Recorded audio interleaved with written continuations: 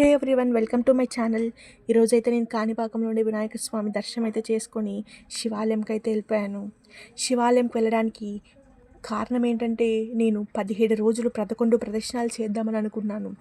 తెలుసా, మన నక్షత్రాన్ని బట్టి మనకు ఒక చెట్టు ఉంటుందని, ఆ చెట్టుకు మనం పూజిస్తే మనకు మంచి జరుగుతుందని. ఈరోజైతే ఆ చెట్లు ఉండే దగ్గరికి వెళ్దాం. అదే నక్షత్రవనం. ఇదే కాణిపాకంలో అయితే ఉంది. మొదటిగా ఉత్తరాభాద్ర నక్షత్రం వాళ్ళు వేప చెట్టును పూజించాలి. నెక్స్ట్ పూర్వభాద్ర మామిడి చెట్టు, అంటే ఈ నక్షత్రం ఉన్నవాళ్ళు మామిడి చెట్టును పూజించాలి. మరొక చెట్టు శతభిషం నక్షత్రం వాళ్ళు అరటి చెట్టును పూజించాలి. ఇది మరొక నక్షత్రం గల చెట్టు. ముందుగా చెట్టును చూపించాను. ఇది ధనిష్ట నక్షత్రం వాళ్ళు జమ్మి చెట్టును పూజించాలి. శ్రవణం నక్షత్రం వాళ్ళు తెల్ల జిల్లేడు చెట్టును పూజించాలి. నెక్స్ట్ ఉత్తరాషాఢ పనస చెట్టుని పూజించాలి. ఈ నక్షత్రం వాళ్ళు పనస చెట్టుని పూజించాలి. మరొకటి పూర్వాషాఢ, ఈ నక్షత్రం గల వాళ్ళు నిమ్మ చెట్టునైతే పూజించాలి. మరొకటి మూలా నక్షత్రం ఉన్నవాళ్ళు తంగేడు చెట్టునైతే పూజించాలి. నెక్స్ట్ జ్యేష్ఠ నక్షత్రం వాళ్ళు కొబ్బరి చెట్టునైతే పూజించాలి. అనురాధ నక్షత్రం గల వాళ్ళు పొగడ చెట్టునైతే పూజించాలి.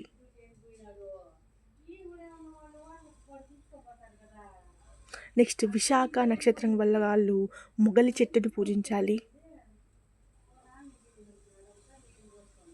నెక్స్ట్ స్వాతి నక్షత్రం ఉన్న వాళ్ళు మద్ది చెట్టునైతే పూజించాలి. నెక్స్ట్ చిత్తా నక్షత్రం ఉన్నవారు బిల్వం చెట్టునైతే పూజించాలి. నెక్స్ట్ హస్త నక్షత్రం ఉన్నవాళ్ళు మామిడి లేదా కుంకుడు చెట్టునైతే పూజించాలి. మరొక చెట్టు ఉత్తర నక్షత్రం ఉన్నవాళ్ళు జువ్వి చెట్టునైతే పూజించాలి. పుబ్బ నక్షత్రం గల వాళ్ళు మోదుగ చెట్టునైతే పూజించాలి. మోదుగ చెట్టుని చూసారా? ఎప్పుడైనా ఇప్పుడు చూడకపోతే ఇప్పుడు ఈ వీడియోలో అయితే మీరు చూడొచ్చు మోదుగ చెట్టుని. నెక్స్ట్ మక్క నక్షత్రం వాళ్ళు మర్రి చెట్టునైతే పూజించాలి.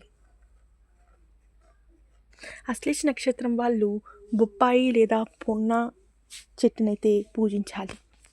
నెక్స్ట్ పుష్యమి గల నక్షత్రం వాళ్ళు రావి చెట్టునైతే పూజించాలి.